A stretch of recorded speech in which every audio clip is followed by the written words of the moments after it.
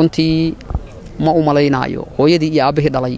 way dhaleen oo ka soo go'ay laakiin u malay ma farxaan inay iga xanuun badnaayeen waxaan dareem xaqiiqatan uga xumahay laakiin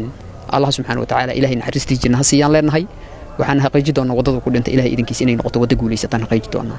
taliyaha ciidanka militariga Soomaaliya General Odawa Yusuf Raage oo ay wajigiisa ka muuqato caraf fara badan ayaa markii ugu horeysay wuxuu ka hadlay geerida taliyihii booliiska gobolka Banaadir Sareeye Guuto Farxan Qaroole intaanan kula wadaagin mowduucan oo ah mid xasaasi ah fadlan daawade muuqaalkan like saar subscribe-na saaro YouTube-keena si aad noola socoto mar walba mahadsanid taliyaha ciidanka xooga dalka General Odawa Yusuf Raage oo ay wajigiisa ka muuqatay sida uu la gami waayay geerida saaxiibkiis walaalkiis mid ka mid ah kuwii ugu kalsoonida badnaa Farxan Qaroole ayaa sheegay inuu la seexan waayay geerida walaalkiis Sareeye Guuto Farxan Qaroole waxa uu sheegay General Odawa inuu ka dhabayn doono hadafkii uu waqtiga dheer u taagnaa Farxan Qaroole kaasi oo ahaa Soomaaliya xor ka ah tacadiga al-shabaab sidoo kale marka la eego shucuurta ka muuqatay wajiga General Odawa iyo hadalkiisa wuxuu ahaa mid adag oo ka turjumaya waqtiga iyo meesha la taagan yahay iyo sida ay muhiim u tahay in la sii xoojiyo dagaalka socda ee ka dhanka ah kooxda al-shabaab iyadoo Farxan Qaroole iyo inta la midka ah loogu aarayo in la soo afjaro kooxda al-shabaab dhinaca kalena wararka aan ka helayno ila xog ogaal ah oo u dhuun daloola dawladda Soomaaliya ayaa sheegaya inay dawladda federaalka Soomaaliya Xasan Daahir Aweys ka mamnuucday inuu mar dambe ka soo muuqdo baraha bulshada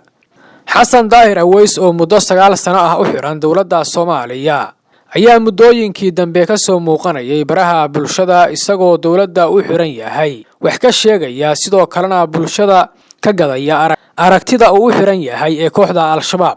dagaalka ayaga wada wiilkayga iyo ka dilay madika dilay wiilkayga iyo ka dilay kan kalena waxa weeyaan waxa walaalkay waxa sabab walaalkay walaashay qaba ardayna waa ii aha xadiidka iyo quraanka ba maartay iyo qiraa'adka soo mujeed abu mas'uud ba sidoo kale soo mujeed laakiin nigul baraayigiisu leey sidoo kale asbuucan dhexdiisa ayaa la xaqiijiyay in duqeyn cirka ah oo ay dawladda Soomaaliya ka geysatay gobolada ay ku xoogan yihiin kooxda al-shabaab in lagu dilay wiil uu dhalay Xasan Daahir Aweys kaasi oo kamid ahaa kooxda al-shabaab waxana goobta ay duqeyntu ka dhacday la sheegay in lagu dilay hogaamiye sare oo ka tirsanaa kooxdaasi al-shabaab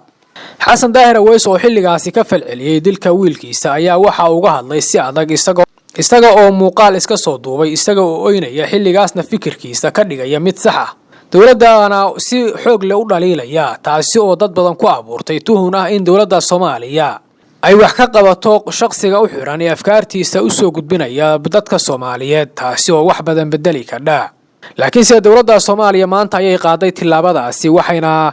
warbaahinta ka joojisay ama inuu mar dambe waqti u helo inuu muuqaal iska soo duubo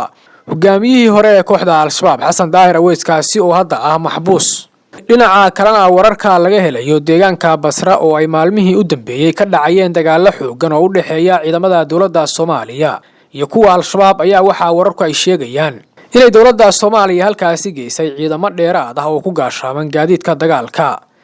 ciidamada la xaqiijiyay in la geeyay deegaanka Basra ayaa waxay ka kala socdaan ciidanka Danam Haramacad iyo Gorgor kuwaasi oo loogu talagalay inay saldhigyo ka sameystaan deegaanadaasi si aysan mar dambe ugu suuragelin kooxda al-shabaab inay dib u qabsato intaas ayaan ku soo koobaynaa wararkii ugu dambeeyay ee Soomaaliya kulanti dambe oo xiiso leh daawadayaal